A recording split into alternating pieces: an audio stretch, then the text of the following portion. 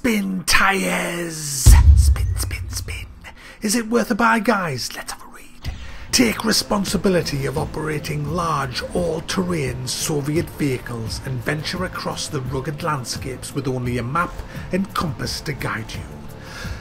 Explore the levels and unlock portions of the map whilst discovering new trucks, fueling stations, garages and lumber mills. So it's a simulator, guys. It's an off-road simulator. Wow. Well, I like me simulators. I've played loads of simulators in my time, and I love driving ones. So you can imagine my horror when I go to the controller options of this game and I don't find a fucking steering wheel option. That's right, guys. No. I don't find a steering wheel option. Tell you what I do find: an Xbox 360 controller option.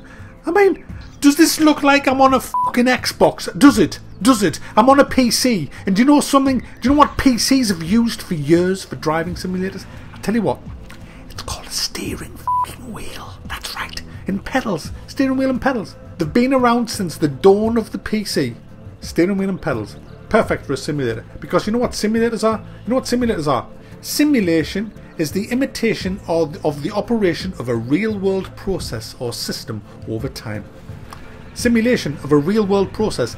You show me one fucking truck that is controlled by an Xbox 360 controller and I will show my arse in Harrods window on a Saturday afternoon. Thank you. There isn't one. There isn't one. There isn't one. And guess what? There isn't, guys, in this simulator. There isn't a cockpit view. No. You can't sit in the cockpit of this simulator. No, it's third person. It's third person with an Xbox controller. Shall we just switch off now? Shall we just put the full stop there and just say next? However, there is good news. I just needed to get that off my chest, you know. There is good news. Apparently, cockpit view and wheel support is coming in a future patch. And for that, I raise my mug of tea to the developers and slurp. Yorkshire tea. You can't beat it. So, alright, let's put that to bed then. So there is a cockpit view coming and there is steering wheel control coming. Okay. Alright then, let's play it. Let's see what it is. Well, what is it? You can control several different vehicles. Not all at the same time, but you know what I'm saying, like homes. You have to transport logs from one place to another. You have to find garages to refuel. You have to get from point A to point B. And you can't see the map, so you can't plot your route. You have to uncover the map by hitting checkpoints. But they aren't timed checkpoints. You can take as long as you want, which is just as well, because I once got stuck in the fucking mud for 24 hours because I didn't realise you could lock your fucking diff. Which brings me on to the controls of the vehicle. You have diff lock. You can put it to all wheels or just some wheels. That again was something that I failed to notice, and I was just locking the diff on a couple of the wheels instead of all of them. I'm terrible.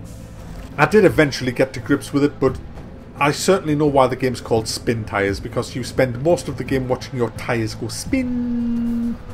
So yeah, but however, saying that, it is a fun, good game.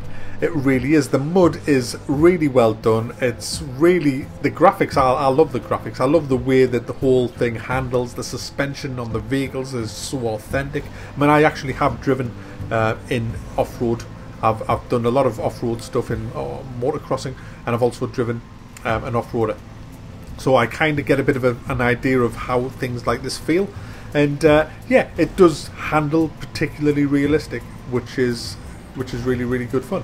I had great fun in this. I really did. I was pissed off that I was using a keyboard and mouse, which is not the best, and the camera angles are awful. It's just front or back, and then apparently you can swivel the camera with a mouse. I had real difficulty doing that, and apparently I have read that you can't control the winch using an Xbox controller. I don't know if that's been fixed yet, but there is control issues with this, guys. That's the bottom line here, and there is camera issues, as I've already mentioned. But that apart, there is a multiplayer mode in this where you can come into the game with your friends. It didn't go too well for me. I ended up getting winched out by foreigners pretty much immediately because I hadn't locked the diff on all wheels. But I had a great laugh in this game. It is fun. It really, really is fun. However, it's £20, guys, and I think that's just a little bit too much. They are adding wheel support to it. I do know that for a fact. It's coming in the next update, so I'm going to give the developers the benefit of the doubt with the wheel support, but I still think even if it had the wheel support, £20 is a big ask for a game with so little content. So don't get us wrong, it's a great game, it's a fun game, but I just don't think it's worth £20. But what I will say is, if you see this in the sales, it is definitely worth picking up. I'm still going to give it the thumbs up, even though, like I say, it's not worth £20, but there's that many sales on. It will be included in some sales at some point, so if you do see it in the sales, definitely worth picking up.